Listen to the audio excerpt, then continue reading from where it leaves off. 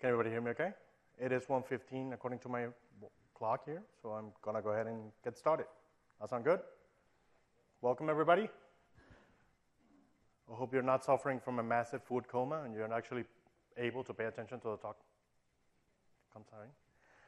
My name is Argenis Fernandez. I am a senior database monkey for SurveyMonkey. We don't really have titles, so we just call ourselves monkeys. It's actually quite fun. It's a very dynamic environment to work for. I do have quite an accent, so if you have any issues understanding what I'm saying, please raise your hands. Let me know. Just say, Argenis, I really have no idea what you're saying because you're not saying it right, and I will try to correct myself. Right? So this is lean and mean running Microsoft SQL Server on Windows Server Core. And before we get started, I actually want to ask you guys, how many of you are actually running Server Core in your environments? Okay, raise your hands. That's about, good, wow, that's more than I actually expected. So that's about 6 hands out of, what, 20 plus people that we have here? So that's a lot. I expected a little less. I'll tell you, before I went to work for SurveyMonkey, I was actually a senior consultant with Microsoft Consulting Services. And during my time as a consultant, I saw 0 companies adopt Server Core. And that's seriously concerning. It was seriously concerning to me. Who here doesn't know what Server Core is? Never heard of Server Core before. Okay, so very quickly, I want to tell you what it is. It is a sort of a stripped down version of Windows, but it's not really stripped out of basic functionality. It is a full-blown OS. It just doesn't have the GUI component to it. So you don't have a graphical interface. Well, there's some gotchas in there, and we'll mention those during the talk. But essentially, that's what it is. It's a stripped out version of Windows that doesn't have any graphical components. Right? That's what Server Core is. And as I was saying before, I have seen very little adoption of Server Core out there in the field. And it's actually concerning, because I believe that Server Core is something that should be your mandate in all your environments. It should be your policy. You should be running Server Core whenever possible. We'll talk about that a little bit further on the presentation. I'll dig into that point. This is what we're going to cover today. I want to talk about the different Windows Server topologies and where Server Core makes sense. Why would you want to use Server Core? So I'll give you a few reasons for using it. The SQL Server support for Server Core. We'll talk about the different components of SQL Server that are supported on the Server Core and those who are not. We'll talk about an alternative to Server Core called Mint Shell. Right? We'll mention that. We'll demo it, so we'll see it live. We'll also talk about SQL setup and how you actually install SQL Server on a Server Core installation of Windows. There's going to be plenty of things that you should know, little tips here and there, little gotchas, things that you need to be aware of when running a Server Core. And then we'll do, hopefully, a whole bunch of demos. Now, the demos, before we actually get starting on them, I want to warn you, I'm not going to run a whole lot of scripts. And I think that's a good thing. Because the message that you want to take back to your system administrators is that they should not fear Server Core. And if you are IT administrators today, who of you guys are IT pros, system administrators, DBAs? Okay. Those of you who are DBAs, you should be talking to your system administrators about running Server Core in your environments. Hopefully, after this talk, you will have enough munition to go talk to them about it and present it to them in a nice way. All right. So let's talk a little bit about Windows Server topologies. SQL Server is an app. Just like the apps that you're running on your phone, it's just a very power-hungry app. It requires a ton of resources, just tons. It needs a lot of memory. It wants all the memory you can give it.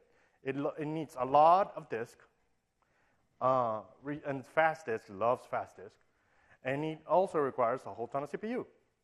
So if we start taking resources away from SQL Server on any given server, because we're installing things like the Windows GUI, then essentially what we're doing is stripping resources away from SQL. Truly, that's what happens. So we end up adding more and more things to our servers to make them work or make them functional or adhere to our policies or what have you. And in the end, what we're doing is that we're taking resources away from SQL Server. I'll give you a classic example, antivirus. I'm not a fan of having antiviruses on the server. Now, those of you who know me from before or have heard of me before will recall that I'm a very security-conscious person. But I believe in securing the perimeter and securing access to the server and not really securing the server per se, because once you have actually gained access to the server, you can do anything you want. Right. So now, do I still recommend that you run anti-malware on your servers? Yes, I do.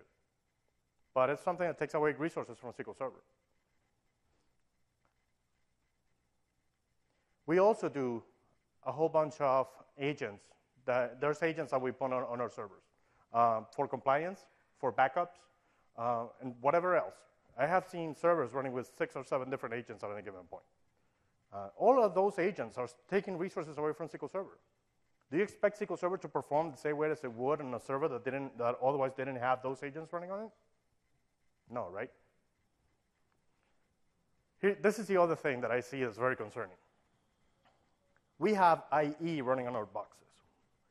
I have actually caught system administrators browsing the internet from a production server. Why? Why do we do that? Because it's convenient at times? Yeah, I mean, guilty as charged. I have downloaded service packs and CUs from production servers. No, I shouldn't do it, but I have done it in the past. Now, if we strip IE, which you can actually do on your servers today, you can remove IE from your servers. You can actually remove that enticement of logging into the server and do something directly there. So that you will be sort of forcing yourself to do things the right way. So I see that as a benefit.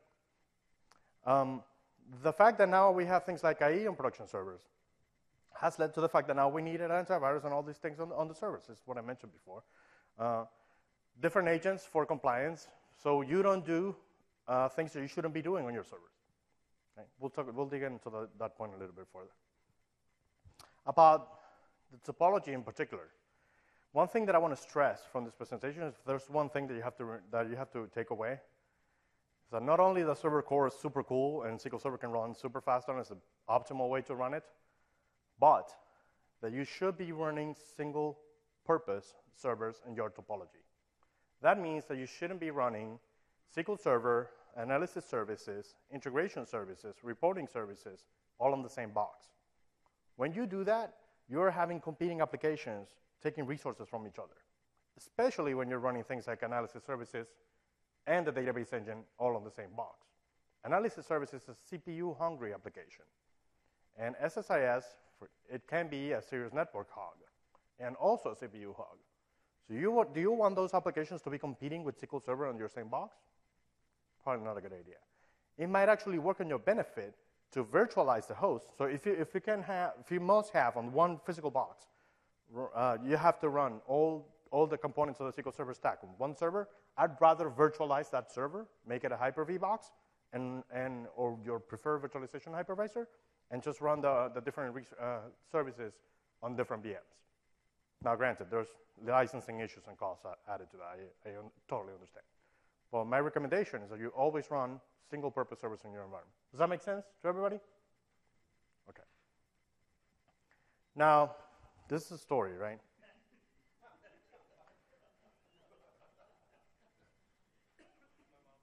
My aunt called me. I think I have issues with my computer. It's kind of slow. So I get there, and she shows me this. And the analogy is stuck in my head, right? When I log onto servers, and I look at the system tray, and there's like 15 different things running on there, it scares me. That server is not performing as fast as it should, right? So this is the point that I want to drive across. Should a production server look like this? How about this? Is that better? Is that scary? Raise your hands if you feel this is scary. It is scary to me. It's okay. It's okay, yes. It is scary. Why? Command line. We're not that comfortable with command line, are we? I know I'm not. I don't remember every single command out there. Everybody bings it with their favorite search engine. Figure out what the commands are. You have some handy reference to go back to. Scripting is crucial when it comes to command line, but the point that I want to make here is that you actually don't need to see this. You don't. Server core is a server that is going to be running behind the scenes. You just leave it. Don't touch it. You set it up once, and you administer it remotely. During the demo part of the presentation, we'll highlight the different ways that you can access a server core box to minimize the amount of scripting that you have to do against it. The basic things that you will have to do in a box like this, that looks like this, are things like setting up the IP address, setting up DNS, and for that, there's actually a very handy utility that I'll show you that allows you to do all that, no scripting needed. So the basic things to set up connectivity for the box, you can do very easily. And then from there, you just remote in and do whatever else using your favorite GUI administration tools. We're going to demo all that. So does everybody agree with me now that this is a good idea, that the production servers should look this way? Yeah? So let's talk a little bit about the benefits of having server core. The most obvious benefits, right? Smaller footprint on disk. About 84% reduction on bits sitting on your disk. I think that's big. Why is that big? Because you don't have to provision huge VMs. Your virtual machines reduce space.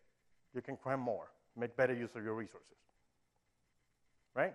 And these numbers, by the way, were gathered by a SQL Server MVP named Alan Hurd, who delivered a presentation at TechEd 2012, which I'll refer to on the resources slide, and I'll give you a URL for it. He goes in depth and will show you every single script that you will possibly want to hear about for dealing with server core. I am not going to do that. I mean, trying to sell you server core in a different way. I'm trying to tell you, you don't need all of those scripts. You can do pretty much everything remotely. So we keep going. Less patches needed. When Alan did his study on a brand new server core VM versus a full GUI VM, he noticed that it was about 45% less patches. I think that's huge, right? Patch Tuesday, it's not a pain anymore, or not such a pain, right? Downtime is minimized because you don't have to apply as many patches. Isn't that a great thing? I think it makes perfect sense. This thing also boots faster because you don't have as many components to load when the computer is booting up. So you're making a more efficient use of your resources. Server is just faster. You have less downtime because it boots faster. Now, this is one of my favorite benefits of using server core, the reduced surface area. What that means is that you're not exposing too many things to your network. You're not exposing as many entry points to your server using server core. And one of the most important things is that somebody logs onto your server and sees that black screen with a command line, they probably not want to mess with it too much. So if you have folks in your environment that are less than qualified to do things, when they log onto server core, they probably not want to mess with the server too much. I think that's actually a really good side effect of having server core. So better security because of the reduced surface area. Maybe better performance. Why do I say maybe? Because when everything is said and done, you boot up a full GUI instance versus a server core instance. Essentially what happens is that all the services and resources that were not needed, they go idle, right? So they're not consuming resources on your box anymore.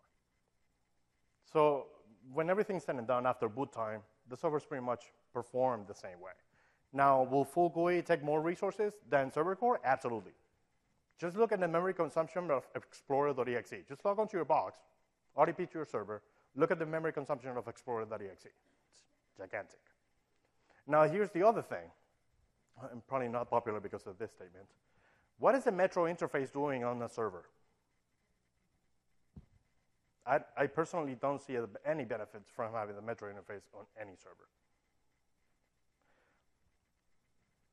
TCO.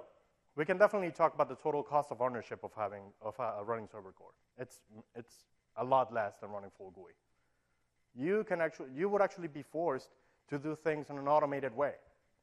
You will figure out a way to group things together so you don't have to do things individually on each server. You will force yourself to learn things like PowerShell, to roll out patches and things like that. You will automate a lot of processes. And that's actually a segue into my next slide. Server core forces you out of your comfort zone. When you start dealing with things that you are not quite comfortable with, then you get better. You might not see that as a benefit, but I actually do. When I'm shown something that I'm not really quite comfortable with, I'm learning at that point. You guys want to do the same thing. You want to learn how to manage a server core properly, how to make your lives easier by automating processes. This is a good thing. So think scripting, what I've been saying. Think scripting, think automation, think PowerShell. PowerShell is now ubiquitous. Everybody should be using it, or at least considering to learn how to use it. Server core has, SQL Server has wide support for SQL Server, for PowerShell commandlets. Tons of support for it. Setup takes a lot less time. On a slow VM, about 20 minutes. That's a slow VM. I run it on this laptop. It's not so powerful. It's about 3-year-old laptop. And it ran about 8 minutes, 10 minutes. That's pretty fast, right? So now the excuse that you get from your system administrator is that SQL Server setup just takes forever and they take a month to deliver an instance that you asked for. It's no longer there. Right? And once you actually go through the process of automating the builds of SQL Server for your environment, then you're in even better shape. And I will show you guys how to do that. Any questions so far? Good. This is another benefit. You probably will not consider RDPing into the box. You, yourself, the IT Pro or DBA, you will not want to RDP into the server. Why would you? You don't need to do it anymore. Recommendation, get a VM on every data center that you manage, or every environment that you manage, and have that server be your central management server for that particular data center. And then install all the administration tools in that box. Anything you need. Management Studio, the remote Windows administration tools, anything you need, set it up on that one box. Everything else should be running server core. Unless, of course, you're using some part of the SQL Server stack that does not support server core. Right. But I think the central management servers, that's how I call them, make a lot of sense. Central administration servers on each data center. So consider doing that. You will then RDP into that box, into the central administration box, and from there you will remote in and administer all your boxes. That makes sense? Better approach, right? So this is actually something that Microsoft is driving constantly. See, server core is actually the default installation. So you, system administrators, you're actually pressing the key down to switch to full GUI. Microsoft is actually suggesting that you go server core over full GUI when you set up Windows the first time. This is a screenshot from Windows setup, so you can see that. Don't you think we should follow Microsoft's advice in this regard? I believe we should. If we're not ready to jump 100% to server core because of fear, usually is the biggest reason why you wouldn't want to go, there is an alternative to server core. Windows has actually 3 deployment or setup methods or states. You can have a server core instance, which is what you saw before. You can have a server core instance on Mint Shell. It's actually not called server core, it's called Mint Shell. And Mint Shell looks a lot like server core, but you can still run GUI administration tools. So it's got all the benefits that we talked about from server core. You know, reduced surface area, less patches. A lot less patches still, even though you run GUI administration tools. But you're having just the majority of the benefits of server core are still there. Like I said, you can run your GUI administration tools. You have no desktop-like UI, meaning you do not run the Metro interface on Windows Server 2012. And if you're running Windows Server 2008 or 2 server core, you do not get start menu either. Okay? You can still run GUI tools, and we'll demo that. And you can, this is actually very interesting. You can switch back and forth between full GUI and server core and Mint Shell. So you can go server core, Mint Shell, full GUI. And you can do all that through scripts. You can actually do it on the graphical interface as well. So you can remote manage a server and just remove features. And that will bring them from server core to Mint Shell to full GUI. It's up to you how you want to set up your servers. I recommend that you go server core or Mint Shell whenever possible. Don't go full GUI. Just go full GUI for the servers that actually need that. Here's the caveat, though. Once you install SQL Server, you cannot switch modes. You have to stay there. Can anybody tell me why that is? Anybody? It's essentially prerequisites, right? So when you set up, in full GUI, for example, if we set up SQL Server in full GUI, we cannot switch to Mint Shell because some things that we set up in GUI might not be supported on Mint Shell. It's all about requisites. So that's the only caveat there. Any questions about that? This is actually very clever. The Windows development team purportedly did this. When you are logging into a server core box, you're going to see a blue screen. When you log on to a full GUI instance of Windows, you're going to see a gray screen. This is actually gray. It looks kind of blackish, I know. That's actually green. The other thing that tells it away, the date. Right? So when you log onto a server, you automatically know. So if I get the blue screen, oh, no, I don't want to deal with this server. I'll just remote in from somewhere else. That make sense? That's sort of like a warning sign. Don't log onto this box. Just manage it remotely. Right. This is, yeah, you guys want to read all that. SQL Server support for Server Core. We obviously have to go through all this. OS, first of all, Windows Server 2008 R2, SP1, very important, or Windows Server 2012.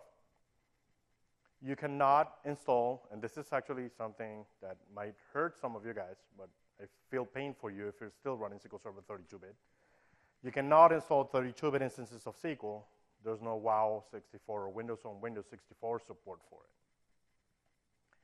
All the non-GUI-based features of SQL Server are supported. So if you start thinking about the features that do not require any GUI whatsoever, the first thing that comes to mind, database engine, right? What's the other thing that doesn't require a GUI to run? Analysis services. What's another thing that doesn't require a GUI to run? SSIS, integration services, right? So tons of things are actually supported. So rather than telling you all the things that are supported, I will tell you what is not supported. And the list is right there. You can read it yourselves. SSRS, reporting services. Anybody tell me why it's not supported on Server Core? Yes. The configuration management is a graphical tool. It's more because of the configuration manager rather than a SSDT, SQL Server Data Tools, which is used for development of SSIS packages and development of SQL Server projects in general. Why would you want that on your production server anyway? Right? It doesn't make much sense to me. So it's good that it's not supported on Server Core. Client tools, backward compatibility, it's got some GUI components and not supported. Client tools, SDK, also. These are things that we probably shouldn't have on your production server anyway. Books online, now deceased and called SQL Server documentation. It is not supported. Distributed replay controller, all GUI-based, 100% GUI-based. Unfortunately, there's no PowerShell support for it yet. Might be in the future. MDS, or Master Data Services, it's not supported either. Data Quality Services, also not supported. The reasons for that, the reasons are the same for those two, right? They got GUI components you cannot leverage on Server Core. So SQL setup. There's actually multiple ways to skin that cat. How do you install a SQL Server instance on Server Core? Multiple ways. The first way will be quick and easy way. Run the wizard on a server, on a full GUI server. Go through all the sets of windows and fill out all the information for that instance that you're trying to set up. And before you actually click on finish or go, you have an option to save the configuration file. Take that configuration file, modify it as you need it, and then take it and apply it to all your server core boxes to install SQL Server that way. That's fairly easy to do. It doesn't really take a whole lot of work. You just have to be careful on which options you select, and then open up the configuration file and modify it to your needs for your other servers. My recommendation is that you get multiple configuration files for each environment that you manage. So if you have dev environments, for example, you might be using certain settings for your development servers. Same thing for a test or QA environment, and a different configuration file for production. I think that makes the most sense. Now, you can have as many configuration files as you wish. A hint or a good tip for this is version control them. If you have version control in your environments, your developers are using that. If you can leverage that facility of version control, then go ahead and put your configuration files in there. It's a good idea. You know, if you make changes, you can go back and figure out what you changed that doesn't work. All right? Any questions about that? It's fairly straightforward, right? More advanced ways. The other ways that we can set up SQL Server on Windows Server Core. Command line. we can actually type a huge command line with all the parameters required to install SQL Server. Every single one of them has to be specified. Well, not all of them has to be specified, but it becomes rather lengthy. As a matter of fact, I'm going to go over a sample command line installation. And the configuration file that I just mentioned. If you didn't save it, you can write one from scratch. Now, why would you want to do that? I don't know. I did that, and I didn't have such a pleasant experience. It took me a while. I had to constantly refer to the SQL Server documentation and look up every single parameter and understand what it meant. So I wouldn't recommend that you go this way the first time out. First time, just run your wizard, save your configuration file, take it from there. Right? If you want to sort of mess with things on your own, then go for the configuration file from scratch, but that's actually a lengthy method. So let's look at a command line setup example. And this is probably the best slide of all the presentation. Here we go. That's it. It's huge. This is an example invocation of SQL Server setup. So let's kind of break this down. Right? Setup.exe, obviously. We're assuming that the SQL Server binaries are on the D drive for this particular invocation. Action equals install. Now, action means what you actually intend to do. If you want to install a new instance of SQL Server, you will use install.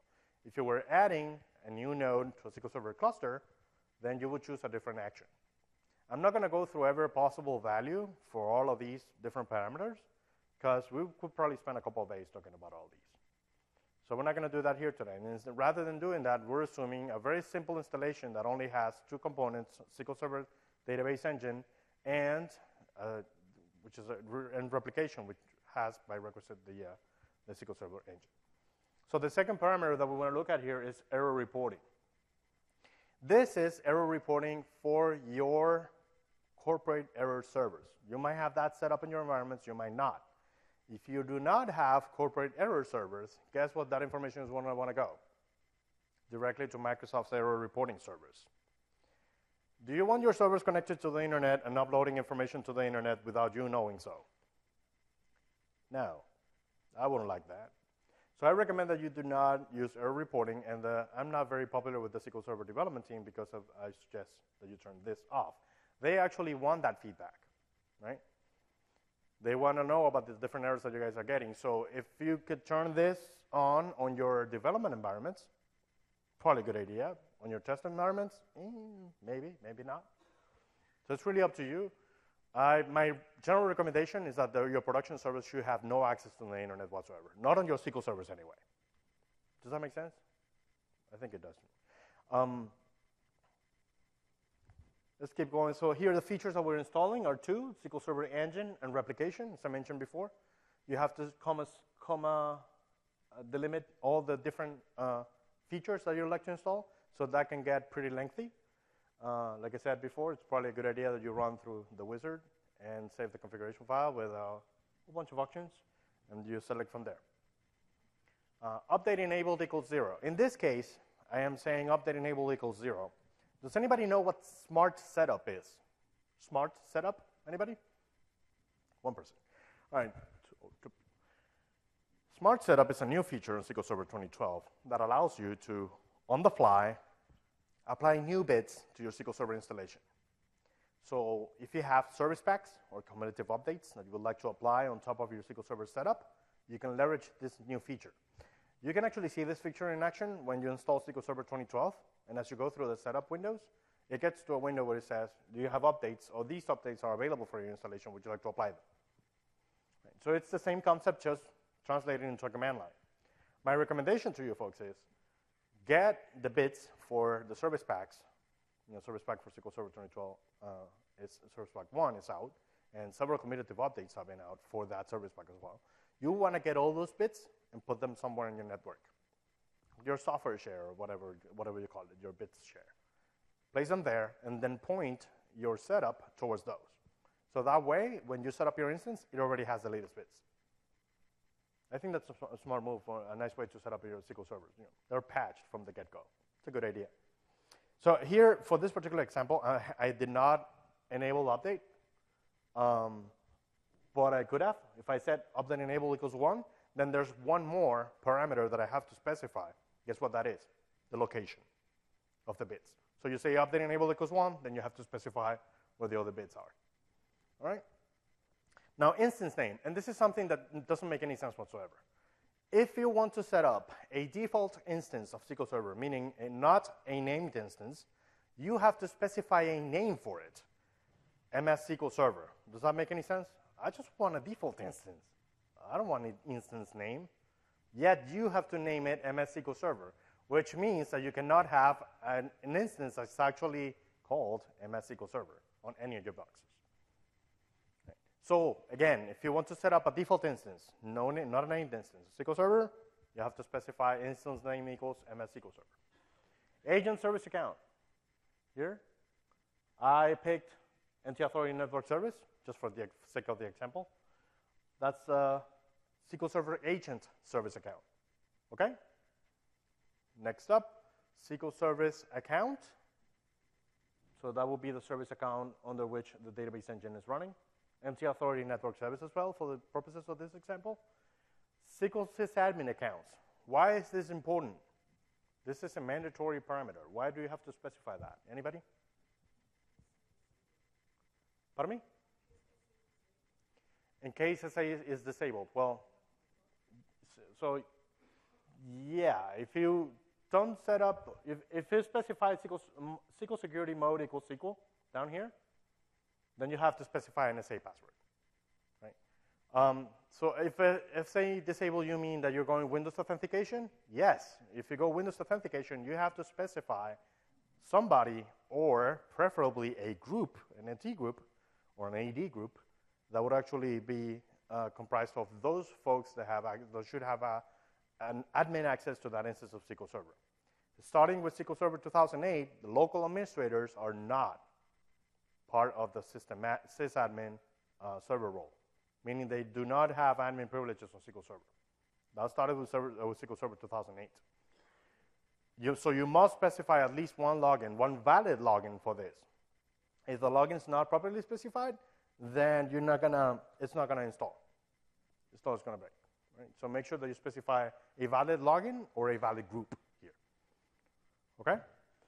Moving forward, /q, which means do the installation completely quietly. No messages are going to be provided to the window.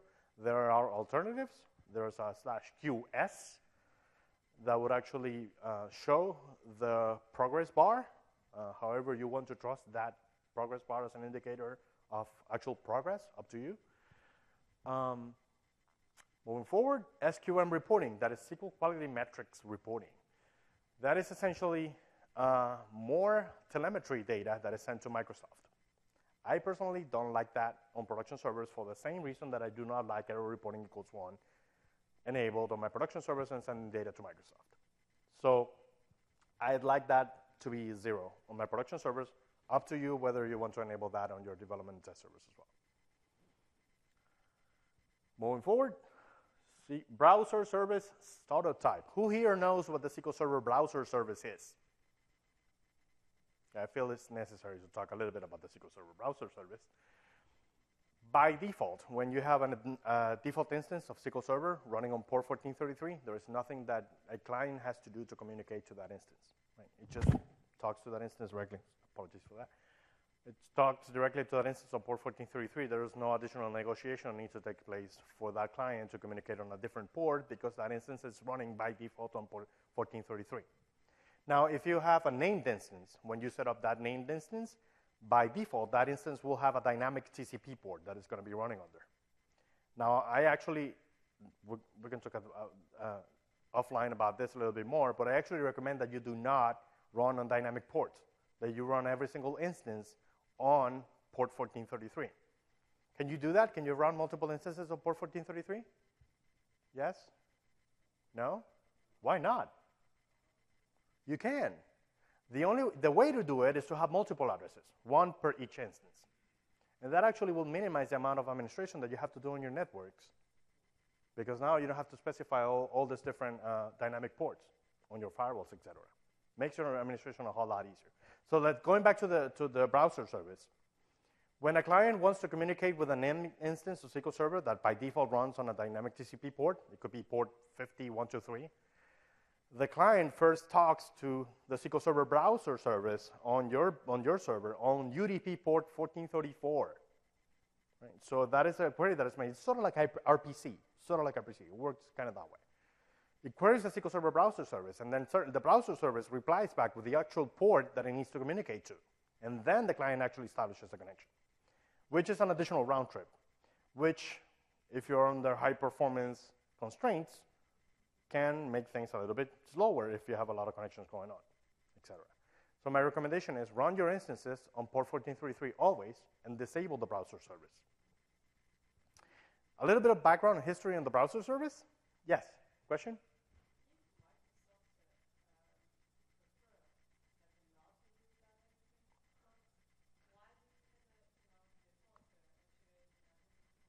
So I think it has to do with backwards compatibility and the fact that so the question was, why does Microsoft do not enforce a disabled browser service? Yes. Right. So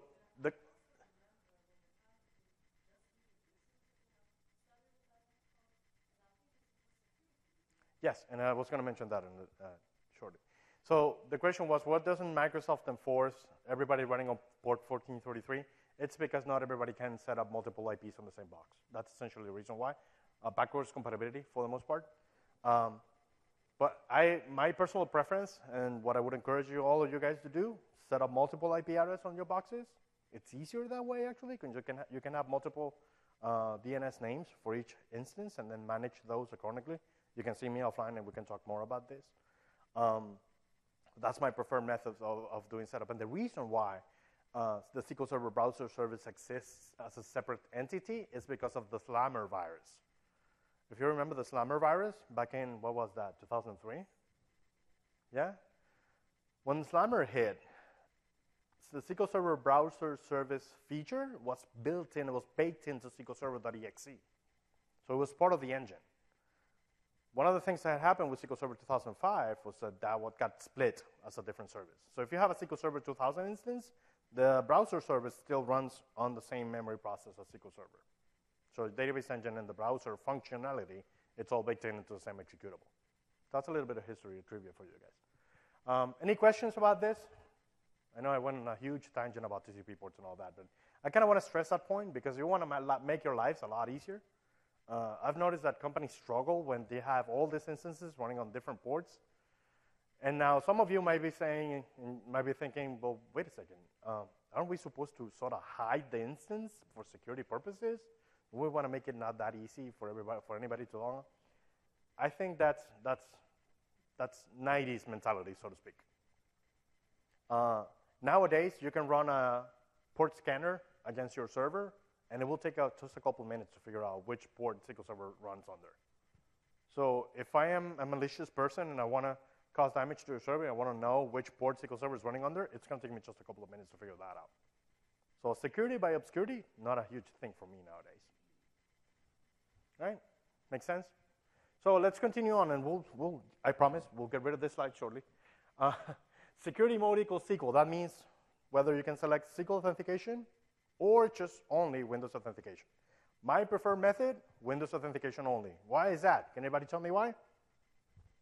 Passwords sent across the network. When you use Windows authentication, you use Kerberos. Kerberos does not transmit passwords on the wire. And if you use SQL authentication or SQL logins, your password will be, although it will be encrypted on the packet, it's actually sent across the network. Somebody could take that packet, run it through some decryption program in the cloud, and it will take about 20 minutes to figure out what the password is. Okay? Well, not 20 minutes. It will take considerably longer than that. But that's my point, right? If anybody needed, if anybody was sniffing your network trying to figure out what your passwords are, that could potentially reach that information. Right? So my huge suggestion, if you don't have an actual need to leverage SQL logins, go with Windows authentication whenever possible.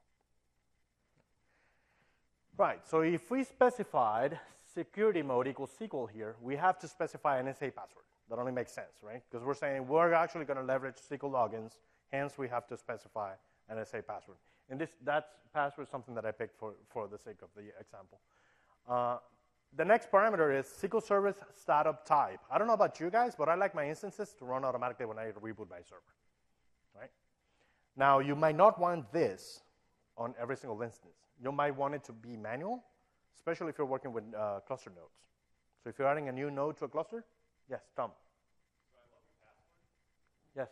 But probably aren't recommending that people store passwords in files. Correct. What would you recommend them to do instead, besides just using Windows authentication? Yes.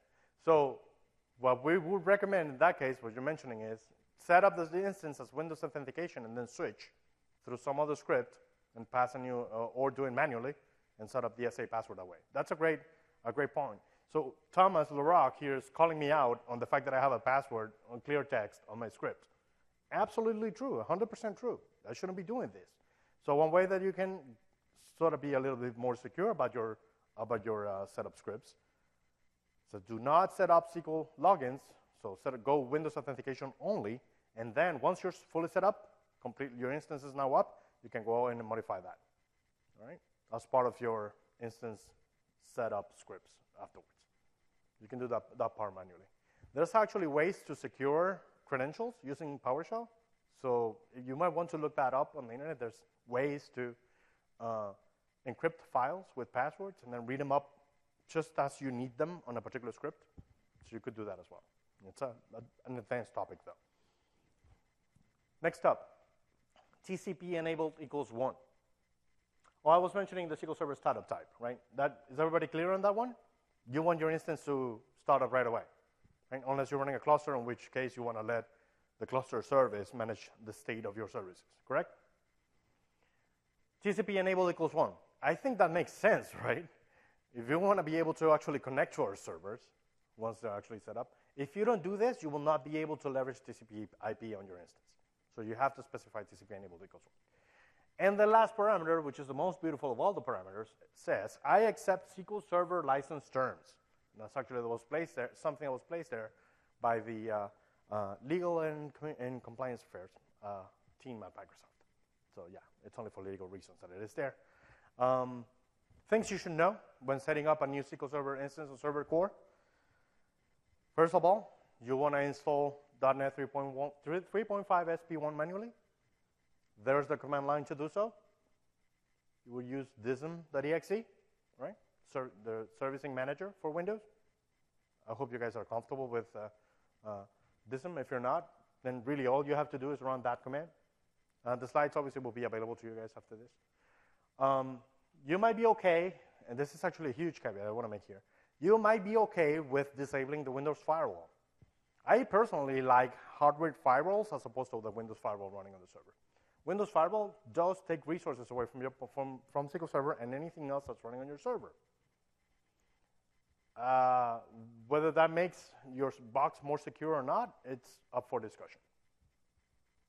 So my recommendation is that if you don't need it and if you have hardware firewalls placed in front of your SQL servers and between all your other servers and your SQL Server, then leverage that as opposed to leveraging the advanced firewall.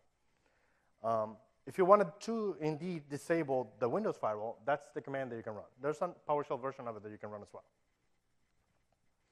If you do need to use the Windows firewall, then you can leverage this NetSH script, set of NetSH invocations created by Danny Wine, a SQL Server MCM. And on that URL, you can get that full set of scripts, or you can copy them straight from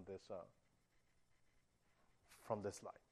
Now, this has additional ports that you will need to open, like the DAC, the Dedicated Administrator Connection, mirroring endpoint. So if you're actually leveraging mirroring, there will be additional TCP IP ports that you'll have to open on your firewall.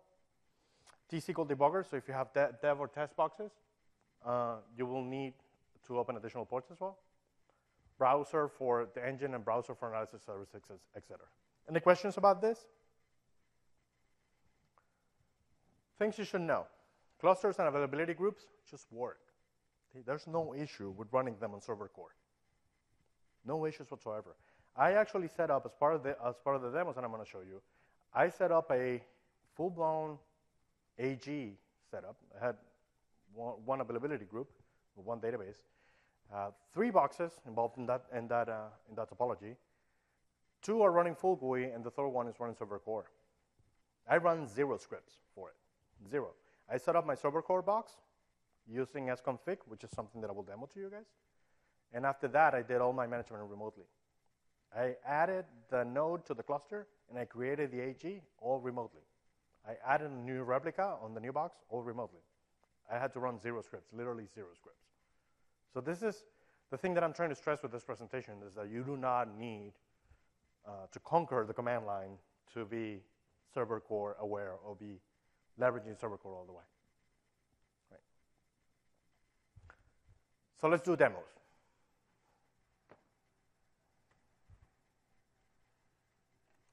I'm going to switch here to my laptop. And I'm not sure that nobody's seeing anything. Just make sure that we have a secondary. The comment is that it does not have a GUI. Yes, I agree. It does not. Extend. I wasn't doing extend. Why my laptop was playing tricks on me. There we go. It should be coming up shortly. There we go. Let me just check my screen resolution on my secondary. It's good. And I will show you Hyper-V Manager. This is Hyper-V Manager running on my laptop. I have 8 virtual machines running on my laptop right now. I have 24 gigs of RAM, but I'm nowhere near using those 24 gigs of RAM. Why? Because I'm using dynamic memory on Hyper-V. I have a domain controller. Can everybody see this, by the way? Is it not too small? Good. DC01, that will be my domain controller. SQL 11A, B, and C are part of the availability group setup that I was mentioning to you guys before. I will demo that in a second. SQL 11D is my Windows Server 2008 R2 core installation. SQL 11E is my Windows Server 2012 core installation. This is my admin box. This is the box that I want you guys to all have on your data centers. The one box that you would use to manage them all. Okay? This is a VM, doesn't matter for this demo. And this is a Minshell VM. So I'm going to go ahead and show you guys Windows Server 2008 R2 core running on Windows Server 2008. Can everybody see that? I'm going to log in here. Oops. And this is, remember, this is Windows Server 2008 R2 core. It's not Windows Server 2012. And that is taking a little bit of time to log in. While it does that, I will show you the other box that I do have here. Windows Server 2012 core.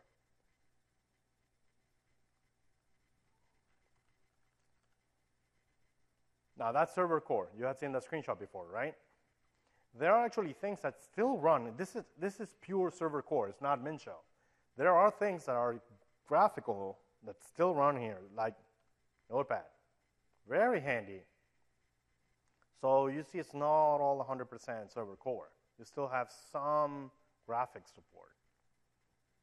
So you can, yes, you can run Notepad. There's other things that run. I'm not going to go through those. Pardon me? Minesweeper. Minesweeper, I believe it is not supported on server core, sir. Although, yeah, I do regret that fact as well. sconfig is a utility that I was mentioning to you that I use to set up my basic configuration settings on my box. And this will probably be your best friend when setting up your server core instances. You use it once, you will probably never again have to log on to that server core box. You will use this to do things like, well, you can see that. Set up the domain, change the computer name, configure remote management, Windows update settings, change all from there, or you can use the GPO for that. Download and install updates. You can also leverage your WSUS servers or whatever you prefer to do there. Remote desktop, you can enable, disable there. Network settings, there's where you would change your IP address, etc., date and time, etc., etc. I'm not going to go through all of those options. I just wanted to show you folks sconfig. Now my Windows Server 2008 R2 core instance finally logged on. It took a little bit of time there. The one thing that I wanted to highlight is the difference in the color of the background. If you notice that, this is server core in 2012. It's black background, and this has got the whatever that name of the color is, 2008 R2. So you can easily tell what operating system you're running unless you change it manually. Okay. I'm not going to demo too much Windows Server 2008 R2 core because obviously you should be highly recommended that you run Windows Server 2012 core. Moving on the demo, I wanted to show you Minshell. Minshell, and I want to drag the window in just a second. This is Minshell, right? Okay, it's a gray, it's not blue.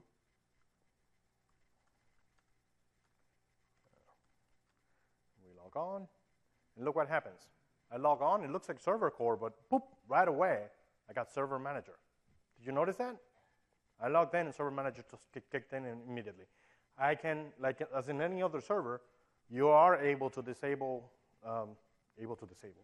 server manager from running automatically when you log on. Okay, so you can easily disable that setting. That's Minshell for you. So server manager and Minshell, server manager is not available on server core, which makes perfect sense, right? We want to leverage server core from some other server to manage our server core instances. I want to show you now how I can do things that are not quite supported on server core, like services.msc. On Minshell, this is supported 100%, no issues. So Minshell is actually very friendly, very administrative friendly. If you're not ready to go all the way to server core, I encourage you to at least go Minshell. It's a good idea. Remember, like I said, you can switch from server core to Minshell to full GUI, no issues, until you install SQL Server. Once you get there, you cannot switch anymore. All right, let's continue the demo. And here I'm going to show you how I can, from this administration box, which I'm about to log on to, I am going to show you how do we add a remote server to manage it. Just like you would with any other server, server manager, you can go to all servers. And, you go here, it's manage, add servers. We can add a remote server there. Can see a screen? Oops, sorry, my bad. So this is server manager. This is my administration box, right? I'm just running server manager here. And I can't quite get to server manager from here because of the resolution. So bear with me for just a second. I pull that back, place it back in. There we go. Resolution is so low. So that's the local box, SQL 11F. Can everybody see that okay? You can go to manage, add servers, and add whatever other box you want to manage here. So in our case, we'll select SQL 11E. Hit find now, finds the box, double click it, say okay, and you're now managing the box. It takes a little bit of time to register it, etc., and then you can actually manage it. From here, in this box, let me just make this point clear. On the admin box, I have the SQL Server management tools installed. Okay, so I have SSMS installed in this box. Right? I have no instances of SQL Server running on this box, though. All my other my instances are running on my server core instances. Now, I can actually say, right-click. I can RDP to that server if I wanted to. I do computer management. I can do PowerShell, remote PowerShell. And I can configure all the things from here. You can start a performance counter if you wanted to, etc. You can add roles and features, which is key. In the example of the AG, which I'm going to show you further, one of the things I did is that I right-clicked, and the first feature that I added was failover clustering to make the availability group work. So from here, I can click on computer management, and I can go services and applications, and look what's here. Pardon me. SQL Server Configuration Manager. It's available as a separate application when you're managing your local instance, but when you're managing a remote instance, you can find it very easily in computer management. Okay? So you can use this to change things like, for example, your SQL Server service account. That makes sense? Easy. no scripts, right? It's the same exact interface that you're used to. You just find it, you just have to a couple more clicks to get to it. I think this is easy. And I can see all the states of all my services here from my remote box. I can do anything I want with them. I can restore them, etc. No problem. Right? I can still look at my network configuration and my client configuration, etc. If I want to create aliases on the local box if I wanted to, I can do so. No problem. And since this is a management box, I actually have, Windows updates asking me for updates. If I want to launch SSMS, I just go SQL Server Management Studio, because I do have SQL Server Management tools here in this box installed. And I can log into that box remotely, just like you would from any other box. So you see, I have a server core box, but I have run 0 scripts to deal with it. I can do anything I want remotely. Okay, folks? Any questions about this? Yes? What permissions are required for the configuration manager to run remotely? Do you need some sort of do you need to be an admin on the SQL Server core box? I believe you do have to be an administrator because you'll be touching things like service accounts and things like that that require admin privileges. Yes. But before you continue on, and you might be thinking, I don't have local administrator privileges on my SQL Server boxes. Well, I suggest that you talk to your system administrators about being delegated administration only on your SQL Server boxes, so you can at least perform these tasks. Okay? Now, you might be able to get away with not being a full-blown administrator, but there's a ton of permissions that you have to grant to your account in order to be able to manage this. So it might be just easier to go administrator. I understand that in some environments you might not be able to, but again, these are tasks that you shouldn't be performing that often. SQL Server Configuration Manager is not something that you'll be launching every day. SSMS would. So hopefully in your environment, compliance and regulations would allow you to do this. Any questions thus far? Yes, sir.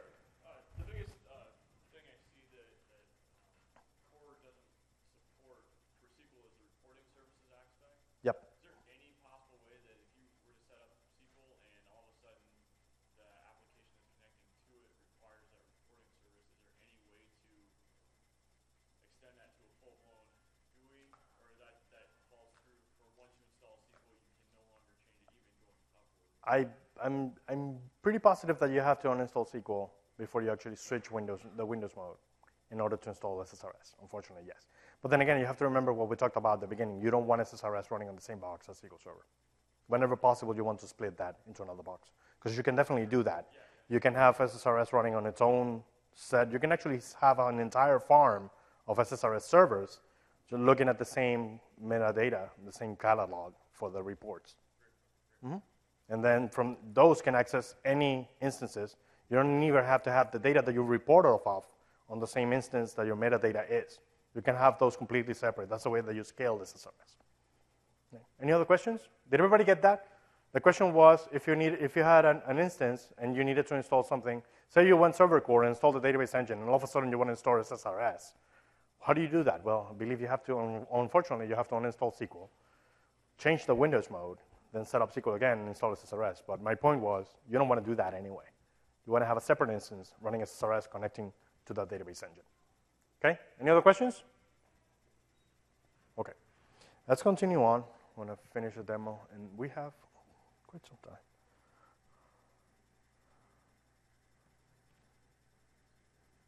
And we're going to move forward with the availability groups demo. There's actually not a whole lot that I want to mention here. I just wanted to highlight the fact that I have 3 boxes here. Box number 1, full GUI installation of SQL. Of Windows, sorry. So there it is. It's a full GUI installation. You can easily tell by the Windows Server 2012 logo and the recycle bin. It's there. And SQL 11c, which I'm about to show you in just a second, will be the other virtual machine that's actually involved in this availability group. I can actually not pronounce availability group today. There we go. So this is a server core installation, as you can see. The blue screen gave it away, didn't it? Right. Now, from my management box, my SQL 11F box, I can actually connect to SQL 11A, and I can see what's going on that server. Right. I logged on to essentially SQL 11A to show you that it was a full-blown GUI installation. Right. You see a database here called test that is synchronized. Right. If you go to always on availability groups here, everybody see this, by the way? Yeah. You can see that I have my availability group called SQL AG, and I have availability replicas. I have 3 servers involved, SQL 11A and B, both full GUI installations. And I just showed you SQL 11C, which was a server core install. I'm managing it from here. It's part of the AG. I can actually delete it and add it back. Not a problem. To do this setup, guess how many scripts I ran? 0. Yes, Tom, you nailed it. Exactly. You do not need to do anything on the command line to manage a server core instance. All right, any comments?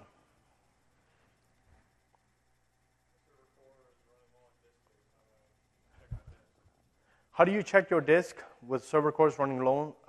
You probably want to run a PowerShell script to do so.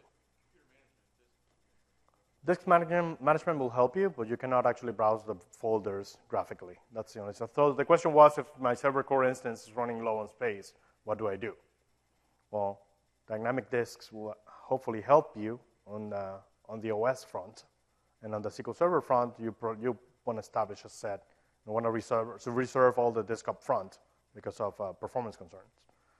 But it's a much better idea to generate your own set of PowerShell scripts to figure out what the worst offenders are in terms of disk space. There's actually several scripts out on the internet. There is a code repository called poshcode.org that you might have heard of. It has a ton of PowerShell scripts ready for you to just copy and paste and use them. I highly recommend that you look into that. Any other questions? Yes, sir. In the SQL Server installation, if I'm installing on core, does Microsoft recommend different settings for how much memory it allocates to the SQL Server and to the operating system? That is a great question. So the question is, if I am setting up SQL Server on a Windows Server Core instance, is there a change in the recommendation of how much memory to leave for the OS now that you don't have as many GUI components? In my opinion, no. You should still leave plenty of memory for the OS to manage anything it needs to do at the kernel level without interfering with SQL Server. That fair answer? I believe it's best to let Windows do its thing and not prevent it from ever doing it. Now, on the other hand, I will recommend that you lock pages in memory so that Windows will not swap SQL Server away to disk. But that's a completely different conversation. Yes, over here. Do you have a recommended page or link that we could go to that has those allocations for, 32 gigs of RAM? How much do you want to allocate to or leave for the? The question was whether if I had a link with the recommendations for different max server memory settings for your SQL Server instance with different sizes of RAM. I don't have one handy, but if you see me offline, I'll help you find one. I'm sure there's plenty out on the internet. Tom? Tom can help you find. He probably has something available for you. There was another question over here, and I'll go right back to you. Yes, sir. So what about failover clustering? What about clustering physical hosts instead of VMs? Clustering of physical hosts, not an issue. Not a problem whatsoever. My entire lab is VMs, but they don't need to be. This whole could have been physical servers, RDPing to. Multiple instances on those clusters? Absolutely. Completely supported. There's no issue whatsoever. So the question was whether you can do server core on physical servers. Absolutely. Highly recommend it. In clusters as well, sure. Clusters, availability groups, everything works. There is no restrictions in that regard. You had a question, and then I'll go right back with you. Just follow up with this question.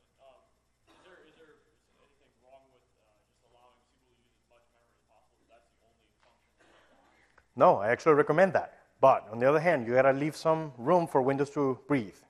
Windows would actually perform a multitude of operations underneath the hood. You have to remember, SQL relies on Windows. It does everything through Windows calls. So you got to let some room for Windows to breathe. But yes, I absolutely recommend that you go as much memory as possible for your SQL Server, giving Windows its fair share so it can do its thing. Yes, sir, you had a question in the back?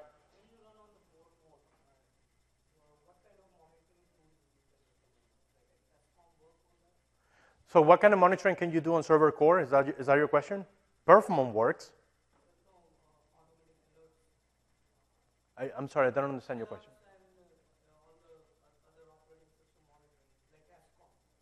Like SCOM? Yeah, you can monitor server core instances with SCOM. The agent, I believe the agent is supported on server core as well. It has to be an unattended install of the agent though. But I believe it's fully supported. Don't quote me on it, but I'll help you find an actual answer to it. I'm 99.9% positive that it's supported.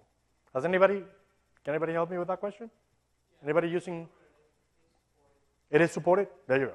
So yes, it is supported. Thank you, sir. Appreciate it. Anybody else? Questions? Right. Windows HPC edition, is there a core edition for that? Windows High Performance Edition. Is that high power computing? Yeah, so I'm not sure. We'll have to see me offline or shoot me an email and I'll help you figure that out. All right. And it's 4 here. So that was a Q&A. Have about 8 minutes left. For more information, these are, oops, sorry, I didn't switch here. I should have. For more information on server core topics, I highly recommend that you watch the video for the TechEd 2012 presentation given by SQL Server MVP Alan Hurd on using Windows Server, SQL Server 2012 on server core. That's the URL. You can copy it right now, or you can wait to download the deck for this presentation. There's a great wiki on configuring server core, configure SQL Server on server core. That's the URL as well. And there's also configuring always on with SQL Server PowerShell. If you haven't ventured, set up an availability group with PowerShell, you can do so leveraging that one blog post and MSDN blogs. Related content, we have more presentations that are related to server core or touch on server core on anyway. Windows Server 2012 deployment and ongoing management, why server core is right for you. Installing Microsoft SQL Server 2012 on Windows 2012 server core. And there's actually an exam. So installing Microsoft SQL Server 2012 on Windows 2012 server core is actually a hands-on lab. That's something that you can go do right now. So if you go to hands-on labs area, you can go through it. It's DBI H208. Highly recommend that you do that. If you're interested in getting certified, the exam that touches upon server core, it's exam 70-410. And if you need to speak to me, you can see me right outside after the presentation. You can shoot me an email. My email address is argenis@gmail.com. Just my first name, Argenis, ARGENIS, @gmail.com. You can find me on Twitter. My handle is @dbargenis, so dbargenis. It's a play on DBA. You can find me later at the Ask the Experts booth tomorrow from 6:30 to 8:30 p.m. And I will also be on the Mission Critical Data Platform booth on the Microsoft Expo down at the hall. Right. So those were the track resources. Some more resources for you folks. Channel 9, Microsoft Learning, TechNet, and MSDN. Have the link to those. And if you complete an evaluation for this talk, you will be entered to win very nice prizes. So could you please submit an evaluation of my talk? That helps me as a speaker. There's the QR code. If you want to scan that right now, you can. You can enter an evaluation right away from your mobile phones. And you're immediately entered to win. So that concludes the presentation. Thank you very much for attending. If you have any other questions or just want to have general comments, please see me outside. Thanks, everyone.